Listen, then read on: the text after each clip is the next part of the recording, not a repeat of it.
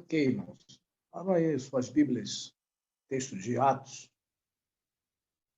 livro de Atos. Atos. Vamos ler alguma coisa, alguns textos do capítulo 8 e alguns versículos aí também de outros capítulos, né? Atos, capítulo 8.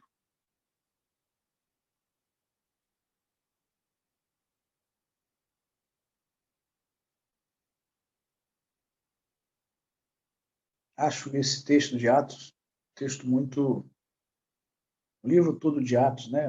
É um livro muito significativo e importante, porque ele é o livro histórico, né? O único livro histórico que temos no Novo Testamento.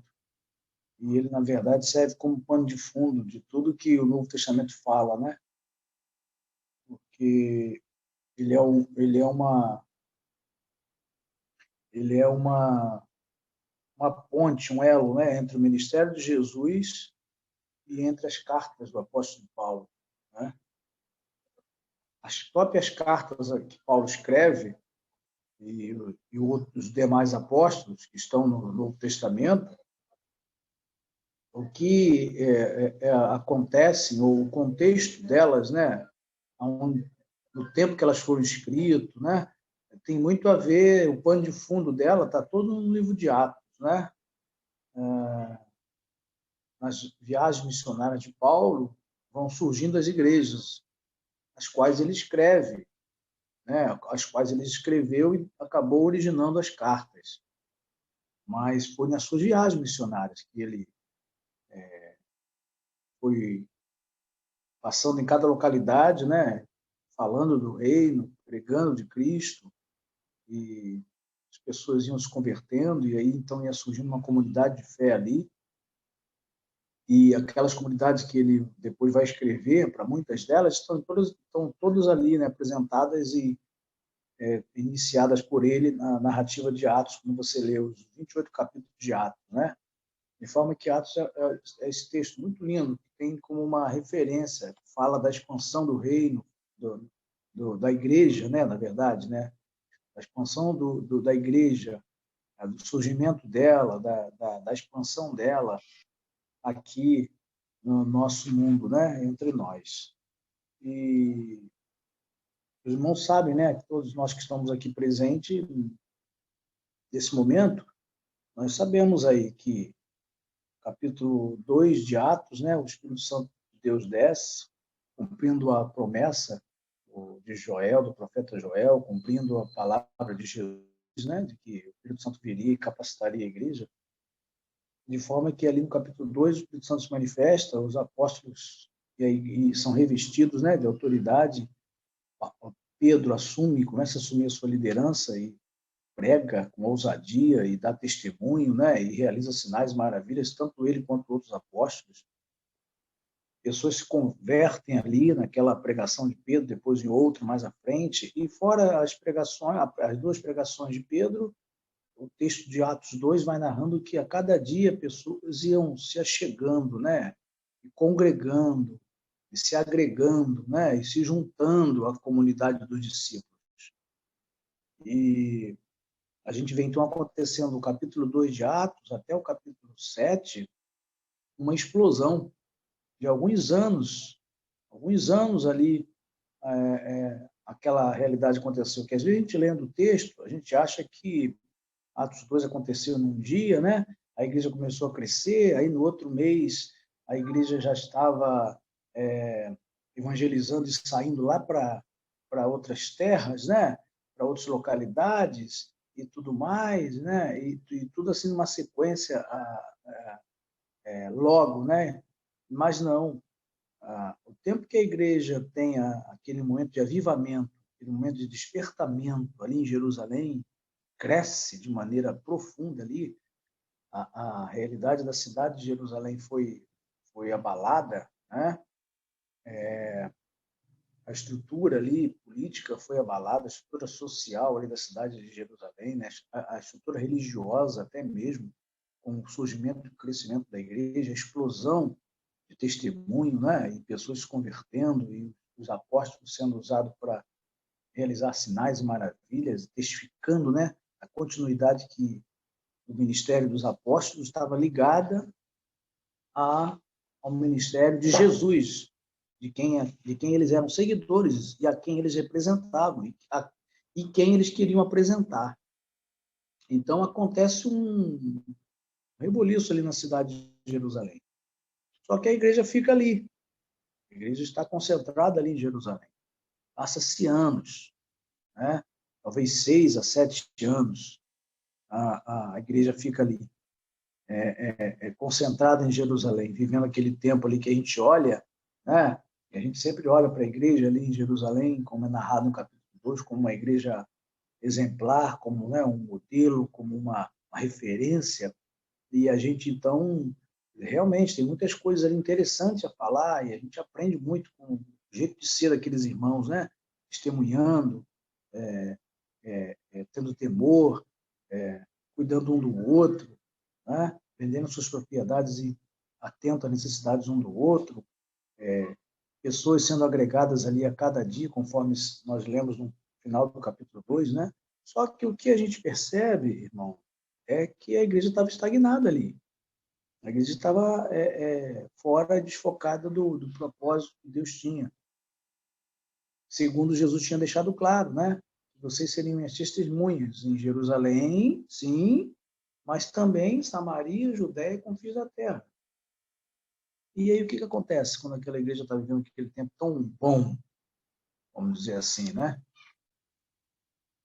Acontece que com a morte de Estevão, capítulo 7, e o início do capítulo 8, começa uma grande perseguição. Acontece algo ali, né? Acontece algo que muda, que desafia, que quebra, né? Atrapalha o jeito que aquela igreja era ali, né?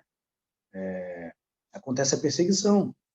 E a perseguição acontecendo, aquela igreja que vivia ali daquele jeito, daquela forma, né? Ali em Jerusalém, ela é espalhada. Ela é colocada no chão ali, o seu jeito de ser, né? A, a forma como eles estavam vivendo, de repente, eles não podem mais estar ali vivenciando aquelas experiências que estavam vivenciando, porque começa, né, conforme diz aí o capítulo 8, ó, naquele mesmo dia, a igreja, né, aquele mesmo dia ali do apedrejamento de Estevão, a igreja de Jerusalém começou a sofrer uma grande perseguição, e todos os cristãos, menos os apóstolos, foram espalhados pelas regiões da Judéia e de Samaria, né? Aí o versículo 4 diz: aqueles que tinham sido espalhados anunciavam o evangelho por toda parte. Filipe foi até a capital de Samaria e anunciava Cristo às pessoas dali, né? Só até aí. O que a gente vê aqui? A gente vê aquela igreja que estava ali concentrada, sendo agora, perdoe dizer, entre aspas, né, atrapalhadas pela perseguição, né?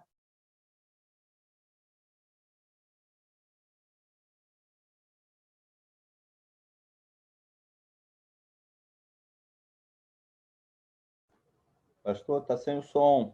Você tem que ativar o microfone. Perdão, irmão. Quando a perseguição chega e acontece aquela situação e bagunça, vamos dizer assim, né, todo o planejamento e o jeito de ser daquela igreja, de repente aqueles irmãos se veem, né, impedido de estarem reunidos ali no pátio do templo, que era o hábito que eles tinham, né, em Jerusalém, devido ao pátio do templo ser muito grande, ser usado para reuniões, né, de pessoas ali da comunidade. A igreja se reunia ali, os apóstolos iam para lá pregar, e a igreja, os seguidores, os discípulos, iam para lá também. Então, quando ali em Atos 2 diz que eles se reuniam no templo de casa em casa, na verdade, não é no templo, dentro do templo, igual a gente se reúne hoje. até uma falha na tradução aí, porque ela fala de um jeito que a gente fosse para o templo igual a gente vai hoje. Não, eles se encontravam no pátio do templo, porque os apóstolos estavam ali pregando e eles iam para lá. Então, agora, com a perseguição, eles não podiam mais estar indo ali no pátio do templo. Eles não podiam nem mais estar reunidos ali muito na casa deles ali, porque tinham que tomar cuidado, porque a perseguição começou também a fazer com que entrassem nas casas, né, atrás de quem era seguidor. Eles deixaram de estar ouvindo o líder deles, né, os apóstolos, né? Eles estavam ali debaixo da condução da sua liderança, né, dos apóstolos, ouvindo a palavra ali deles, né? Eles deixaram de estar ali, de ouvir os seus líderes, de aprenderem deles, deixaram de irem para aquele local onde se reuniam, né? Eles foram espalhados, deixaram de estar juntos. Diz o texto que todos os cristãos, menos os apóstolos, foram espalhados. Então, eles viveram um momento de turbulência que talvez muitos deles classificaram como sendo, né, um problema. E agora, o que será de nós? Né? E aí eu faço um link com isso, tenho pensado muito nesse texto, porque eu faço um link disso com a realidade que a gente vive, né? Com a pandemia, a gente foi mexido. A gente, como igreja, nós fomos desafiados. Nós bagunçaram o nosso jeito de ser igreja. Não é? Por quê? Porque fomos impedidos de nos reunir, certo? Fomos impedidos de nos reunir no templo. Fomos impedidos de ouvir, estar ali ouvindo nossos pastores. Fomos impedidos de estar ali fazendo nossos trabalhos. Fomos impedidos de estar evangelizando ou fazendo ações de evangelismo. Não é? Fomos impedidos de ficar nos, como igreja, a gente foi impedido de viver aquilo que a gente entendia e estava acostumado, que era ser igreja. E não foi culpa nossa. Simplesmente aconteceu alguma coisa igual aqui. A perseguição aconteceu, não foi por erro, por alguma falha dos apóstolos ou dos seguidores, não.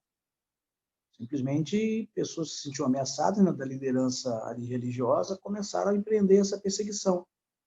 E então eles decidem perseguir, e então isso causa um rebuliço, quebra toda a segurança que aquela igreja ou aquele jeito de ser igreja tinha, né?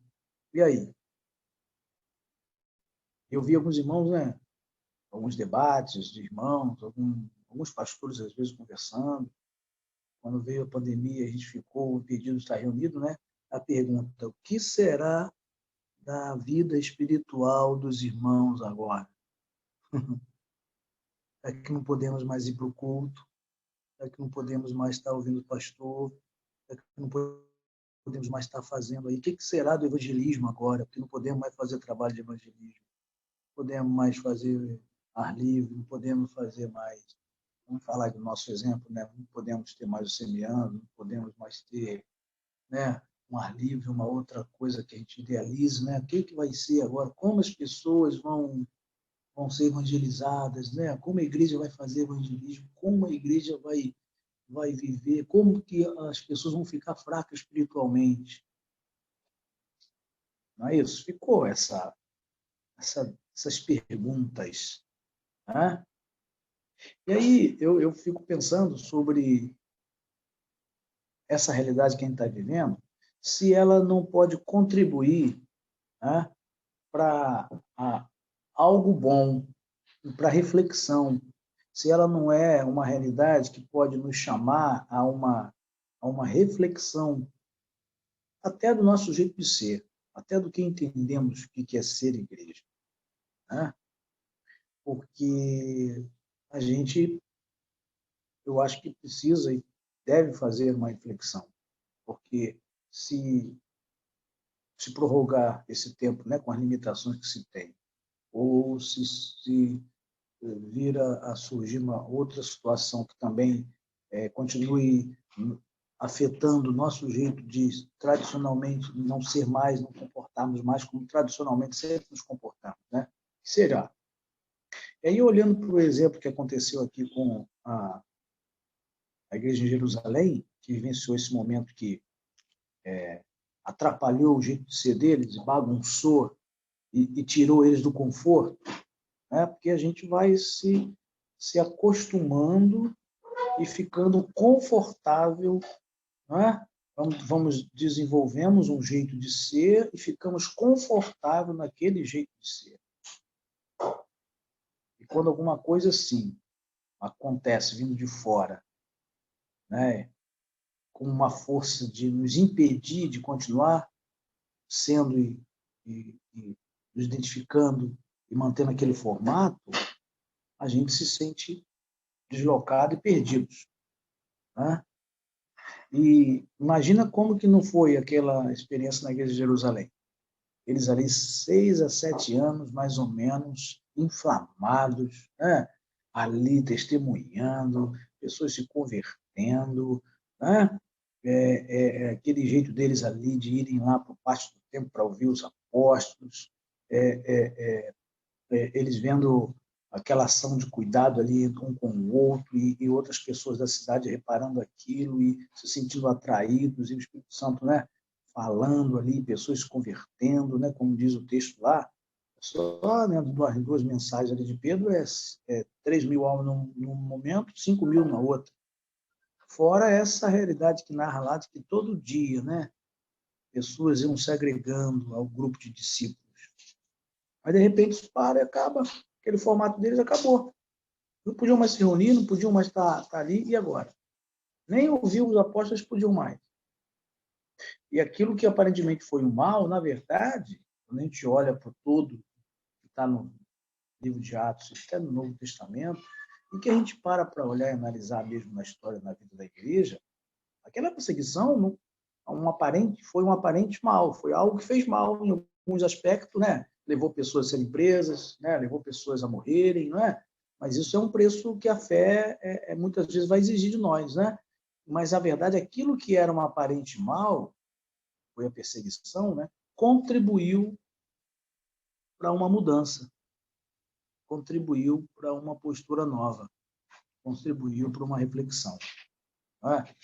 Por exemplo, contribuiu para a quebra de um modelo, né? De um formato. Qual era o formato? Era aquela atividade, aquela costume que a igreja ali em Jerusalém desenvolveu. Estarem ali no pátio do templo ouvindo os apóstolos, né? Estarem vendo os apóstolos realizando sinais e maravilhas, pregando, né? De estarem ali com aquele jeito deles de estarem reunindo-se também, como diz o texto, nas casas, e cuidando um do outro. E pessoas vendo aquilo, né, se atraindo, sendo atraídas ao Evangelho, né? Mas eles ali estavam ali presos nessa realidade e vivendo aquele formato ali, como se a igreja, o formato dela era aquele, ou a questão principal e primeira, mais importante da igreja, é ter aquele formato, né? A gente vê capítulo 6 de Atos, quando a igreja vai crescendo, e aí começa a vir demandas. Por crescer daquele jeito, né, 3 mil pessoas agregadas, de repente, o que acontece? Começou a ser necessário ajudar na distribuição do alimento. E estava sendo mal feito isso. Essa questão é trazida aos apóstolos, o apóstolo vai organizar, vai dar um mínimo de organização, estabelece os diáconos, né, para cuidar dessa parte ali, já que as demandas existiam. Então, estabelece os diáconos e eles ali começam a administrar essa situação. E a igreja, naquele formato ali, alguém para cuidar da distribuição dos alimentos, para que ninguém tivesse falta de nada e tudo mais. Então, eles foram desenvolvendo um modelo. Só que, de repente, eles foram impedidos de estar vivenciando aquele modelo, de funcionar daquele jeito. Né? A perseguição fez isso, bagunçou aquilo ali. Eles não podiam mais funcionar daquele jeito. A perseguição causou isso. E aí a gente, às vezes, tem um grande problema, né? Porque a gente tem um desafio, tem uma uma dificuldade de mudar modelos, de abrir mão de modelos, de entender que podemos fazer diferente, de entender que, às vezes, até o modelo que nós temos hoje, que sempre usamos, ele, às vezes, ele está exigindo uma demanda, uma mudança, para que até flua melhor. Mas a gente, ser humano, nos apegamos aos formatos, aos modelos. Não é? E se não é daquele jeito, para muitos de nós, não é bom e não funciona. Ou até alguns chegam a dizer, se não é daquele jeito, não é de Deus. E aí nós estamos aí vivendo a pandemia, esse tempo todo aí, né? Algumas igrejas, todas elas funcionando de alguma forma aquém do que funcionava. Pode algumas já terem voltado à escola bíblica, pode algumas já terem voltado para outra, mas a verdade é que todos nós fomos afetados e impedidos, né? E, na verdade, confrontados sobre esse modelo que temos, esse modelo, né, de centralidade no tempo, esse modelo de centralidade na pessoa ali dos apóstolos, né, do pastor, esse modelo, esse formato de que basta eu ir no culto, né, do domingo e está tudo resolvido, eu estou bem com Deus, né, eu estou servindo a Deus, né, e a vida cristã é isso, e a igreja é isso, e a gente ir para culto, cultuar junto, né, e ouvimos uma palavra, e às vezes, né, fazemos alguma coisa ou outra dentro daquele quintal, dentro daquela realidade geográfica ali nossa, né? E de repente surge uma situação que nos impede de viver isso, de fazer isso. E aí? A igreja acabou mesmo? E aí? O que vai ser da vida espiritual? Não tem mais escola bíblica. Não tem mais, não posso mais ouvir o pastor, não posso mais ser. E aí? A gente fica, muitos de nós ficamos assim, o que vai ser agora, né? E a igreja está parada, e a igreja está. E aí, irmãos, essa realidade que a gente vive, eu acho que é um desafio, igual foi na época aqui da perseguição, para a gente descobrir um novo formato e para a gente chegar a uma conclusão. Não existe formato certo e absoluto. Não existe. Existem formas que podem ser úteis e válidas dentro de um contexto, mas o principal para a igreja não é ter forma, não é ter formato, não é? É ter a essência e os valores que ela não pode abrir mão, que podem existir, às vezes, com outros formatos. Tá? Então, aquela perseguição que aconteceu lá contribuiu, na minha visão, para desafiar o modelo que tinha, quebrar o formato, quebrar o modelo que eles estavam acostumados, dependentes dele. De repente, se viram ter que dar um outro jeito. Aquela perseguição ali também, na minha opinião, contribuiu para descentralizar ali, geograficamente, que eles estavam todos concentrados na cidade de Jerusalém. Já há 5, 6, 7 anos, e Jesus tinha dito, vocês vão ser minhas testemunhas em Jerusalém, em Samaria, na Judéia e nos confins. Quando é que aqueles irmãos, os apóstolos, iriam se levantar para entender que, opa, nós temos um plano que o mestre nos deu? Quando é? Haviam se passado 5 a 7 anos aí, alguns nessa debate de quanto tempo mais ou menos, já tinha se passado o tempo já, não foi um dia, não foi no mês seguinte, 5, 6, 7 anos. A igreja concentrada ali em Jerusalém, satisfeita, feliz, avivada, né? Gente convertida, vivenciando até realmente alguns valores, mas e a visão, né? Universal, vamos dizer assim. Né? Então, aquela perseguição, quando chegou, foi um baque, foi um desafio, foi uma confrontação. E levou aquela igreja, aquela comunidade de Jerusalém, a experimentar essa descentralização geográfica. Eles não podiam mais estar lá no pátio do templo ouvindo os apóstolos. Tiveram que sair. Só os apóstolos ficaram lá. Aconteceu também uma descentralização de ministério mesmo, da dependência dos apóstolos.